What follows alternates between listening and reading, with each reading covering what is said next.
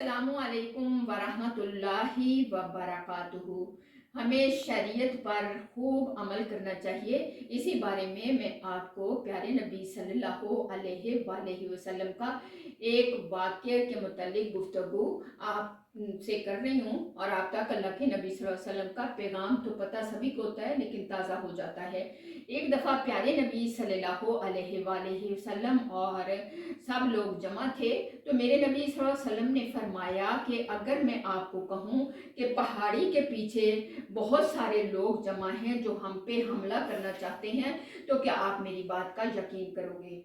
सब ने यक ज़बान होके कहा, हाँ, आपने तो कभी झूठ नहीं कहा, हम आपकी बात को ज़रूर उस पे यकीन करेंगे, उसको मानेंगे। फिर मेरे नबी सल्लल्लाहु अलैहि वसल्लम ने समझाया कि अल्लाह का अज़ाब किसी वक़्त भी, किसी लम्हे भी आप पे उतर सकता है, आप उसकी पकड़ में आ सकते हो। इसलिए मैं आपको वार्निंग देता हूँ कि आप शिरक और कुफ़र से अलग हो जाएं। और फितने के दौर में अपने आप को, इसलिए हम फितने के दौर में अपने आप को कैसे बचा सकते हैं? अगर इन फितनों में मुब्तला हो गए इस रास्ते में, फिर हम अपने आप को ही मलामत करेंगे कि मेरे नबी सल्लल्लाहु अलैहि वसल्लम ने फरमाया कि अल्लाह का अज़ाब किसी लम्हे, किसी वक़्त भी तुम पे उतर सकता है। तो मेरी अजीज बहनों बेटियों, अल्लाह तो 70 माओं से ज्यादा प्यार करता है। जब बंदा उसकी शरीयत को पे पक्का रहेगा, जोश के साथ भी और सोच के साथ भी, अपनी लाइन पे पक्का हो जाए, जोश भी उसमें हो और सोच भी हो और होश भी हो।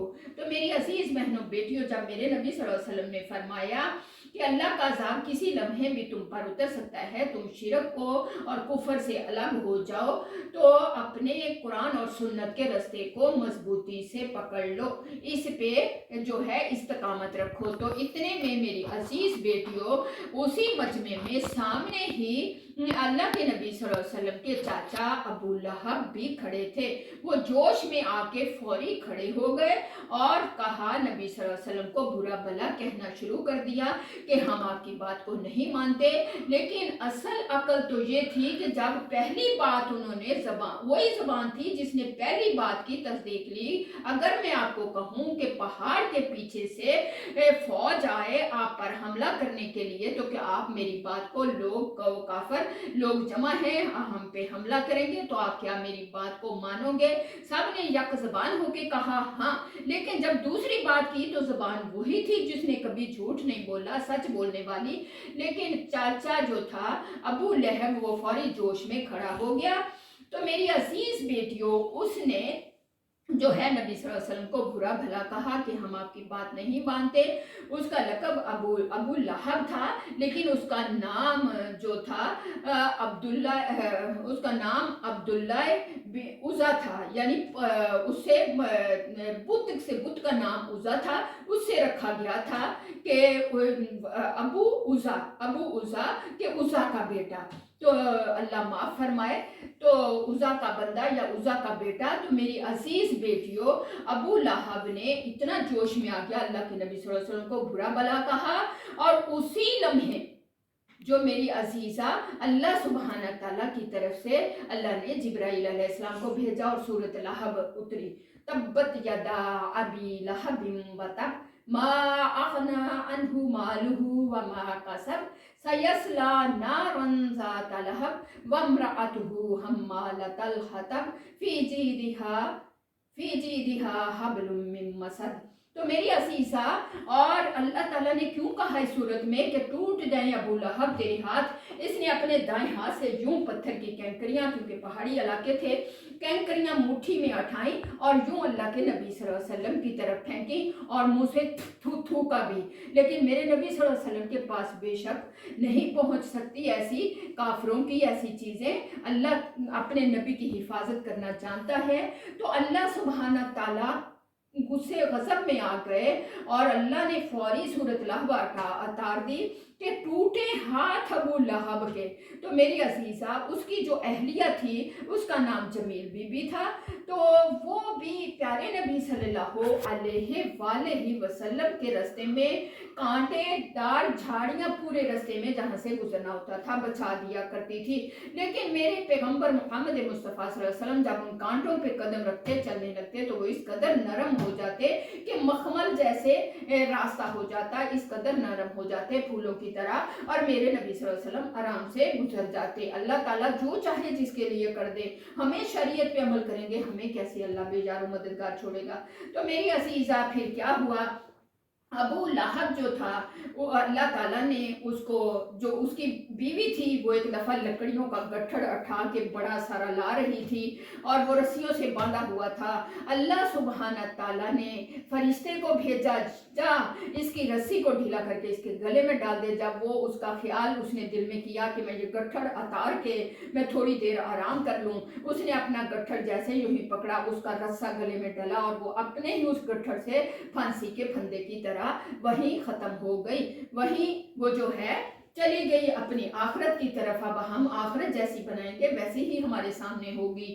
تو میری عزیزہ وہ وہیں فوت ہو گئی، اور ابو لہب کے جو ابو لہب جو تھا اس کو اللہ تعالیٰ نے ایسا مرض لگایا کہ اس کے بدن پہ کوئی گلٹی نکل آئی۔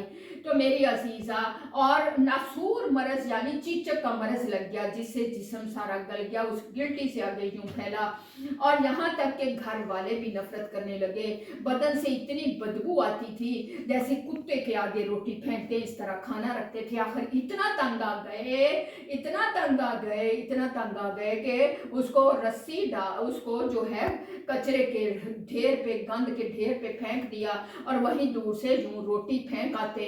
تو میری عزیزہ جب وہ وہیں تڑپ تڑپ کے مر گیا تو قریش کو کہا، تو میری عزیز بہنوں بیٹیوں، کہ اس کے گلے میں رسی ڈال کے اس کو کھینچ کے کہیں دبا دو کہ یہ بدبو ہماری ناک میں ہم سے برداشت نہیں ہو رہی، اور ہمیں اس کو دبا دو کسی جگہ۔ اور اسی طرح ابو لہب کی موت آئی کہ اللہ کا عذاب کبھی بھی کسی وقت بھی آ سکتا ہے۔ خدارہ اس فتنے کے دور میں اپنے آپ کو بچاؤ۔ ہمارے حضرت جی جن کے بارے میں لوگوں کو خواب میں بشارت ہوئی ہے کہ اللہ کے نبی صلی اللہ علیہ وسلم کی بشارت ہوئی، یہ وہیں ہمیں اجتماع پہ باجی طاہرہ یوسف بتا رہی تھی، ان کی ایک قرب والی جو بندی ہے اس کو خواب میں بشارت ہوئی، اللہ کے نبی صلی اللہ علیہ وسلم آئے اور بتایا کہ یہ زلفی ہے جو پیر ذوالفقار احمد ہیں، جنہوں نے جگہ جگہ جماعتیں تیار کر دی ہیں اس فتنے کے دور میں لوگوں تک پیغام پہنچانے اور ان کو گائیڈ کرنے کے لیے۔ پھر بھی ہم بدقسمت ایسے لوگوں کے لڑنا لگے، ایسے شرک والے بدعتوں والے لوگوں کے پیچھے لگے اور ان کو جو ہے ان کی باتوں کو نہ مانے، تو یہ ہماری بدقسمتی ہوگی۔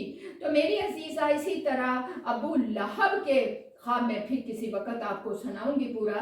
تو میری عزیزہ اسی طرح، کیونکہ بات دوسری طرف نکل جائے گی فتنے کے دور کے بارے میں آپ کو نبی صلی اللہ علیہ وسلم کی یہ جو ہے بشارت آپ کو بتاؤں گی۔ اسی طرح ابو لہب کے 2 بیٹے تھے، عتبہ اور عتیبہ۔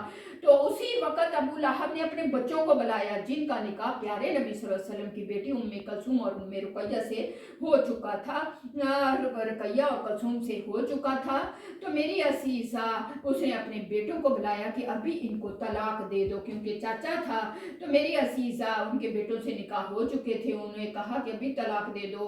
تو عتبہ نے تو طلاق دے دی، لیکن عتیبہ جو تھا پیارے نبی صلی اللہ علیہ وسلم کے آگے بہت کچھ بولا، بہت برا بھلا کہا، اور نبی صلی اللہ علیہ وسلم کی طرف تھوکا بھی، لیکن تھوک تو نہیں پہنچا۔ تو میری عزیزہ تو اس نے بہت برا بھلا کہا۔ جب میرے نبی صلی اللہ علیہ وسلم کا دل اتنا ہی دکھی ہو گیا تو انہوں نے ہاتھ اٹھا لیے، اللہ اپنے کتوں میں سے ایک کتا اس پہ چھوڑ دے تو پھر میری بیٹیوں وہ عذاب سے نہ بچ سکے۔